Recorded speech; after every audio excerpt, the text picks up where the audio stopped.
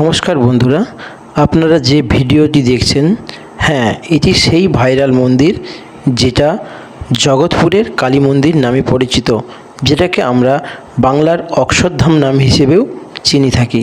মন্দিরটি তৈরি করতে প্রায় 10 বছর সময় লেগেছে এবং শতাধিক মূল্য খরচ করে প্রায় 5 কোটি টাকার মতো খরচ করে এই মন্দিরটি বানানো হয়েছে। মন্দির কর্তৃপক্ষকে অনেক ধন্যবাদ আমাদের দিকে এত সুন্দর একটা মন্দির উপহার দেওয়ার জন্য। তো যে বন্ধুরা আমার ভিডিওটা দেখছে, আমি চাইবো পুরো ভিডিওটা দেখো এবং মন্দিরের ভেতরে অসাধারণ সুন্দর যে দৃশ্য রয়েছে, ভিডিওটা স্কিপ না করে পুরো ভিডিওটা দেখো, অবশ্যই ভালো লাগবে। আর যদি ভালো লাগে একটা লাইক এবং সাবস্ক্রাইব করতে অবশ্যই ভুলবে না।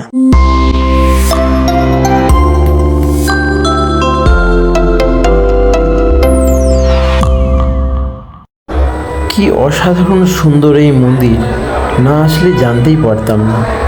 অসংখ্য ধন্যবাদ জানাই মন্দির কর্তৃপক্ষকে এত সুন্দর একটা মন্দির আমাদের উপহার দেওয়ার জন্য।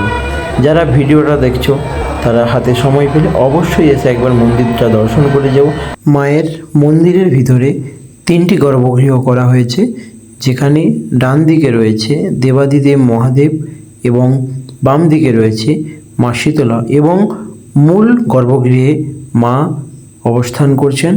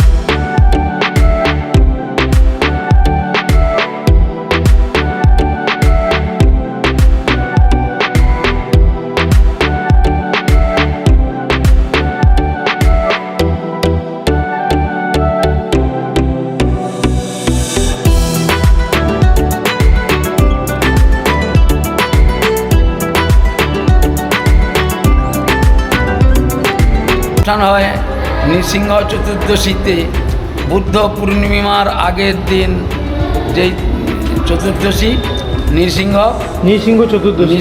চতুর্দশীতে। আচ্ছা, ওই সময় বৈশাখ মাসের শেষে আর জ্যৈষ্ঠ মাসের প্রথমে তিথি অনুযায়ী পুজো পাঠ হয়ে থাকে।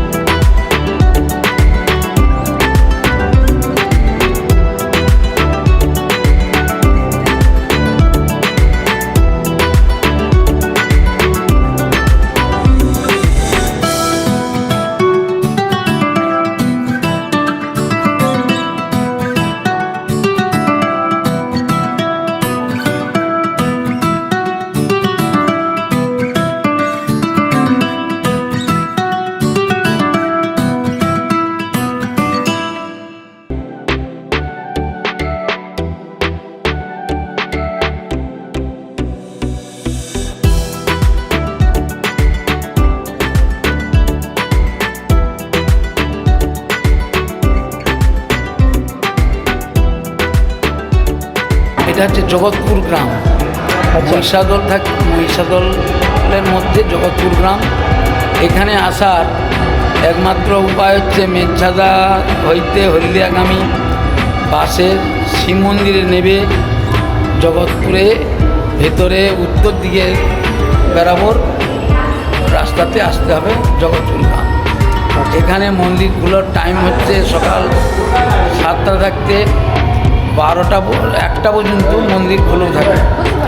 তারপর বিকাল 4টা থাকতে 8-8:30 পর্যন্ত মন্দির খোলা থাকে। কিন্তু কেউ যদি পুজো দেয় কিভাবে কি দেবে? এখানে ডালি কি সব পাওয়া যায় আপনাদের এখানে? দুটো মিষ্টির দোকান রয়েছে, এখানে সব মিষ্টিপত্র ভোগ নিবেদনের জন্য সব কিছু পাওয়া যায়। আর আমাদের এখানে ভোগের ব্যবস্থা রয়েছে। ভোগের জন্য দুরকমই ব্যবস্থা আছে, এক আমিষ আর এক হচ্ছে নিরামিষ। আচ্ছা, নিরামিষই হচ্ছে 70 টাকা এখন পর্যন্ত নির্ধারিত হয়ে আছে। তারপর আমিষ যেটা হচ্ছে সেটা হচ্ছে 110 টাকা। কখনের মধ্যে আপনাদের দিকে ওটা জানাতে হবে? যখন কেউ আসবে, ধরুন কেউ 12টার সময় আসবে, সেক্ষেত্রে কি সে প্রসাদ না, পাবে? ওই মুহূর্তে পাবে না। সর্বনিম্ন আপনাকে কটার সময় আসতে হবে যারা ভক্তরা যদি আসবে? খুব অল্প 2-4 জন হয় তাহলে 8টার মধ্যে জানাতে হবে। এর মধ্যে যদি খুব বেশি 10-20 জন ভক্ত হয় তখন পূর্ব দিনে জানাতে হবে।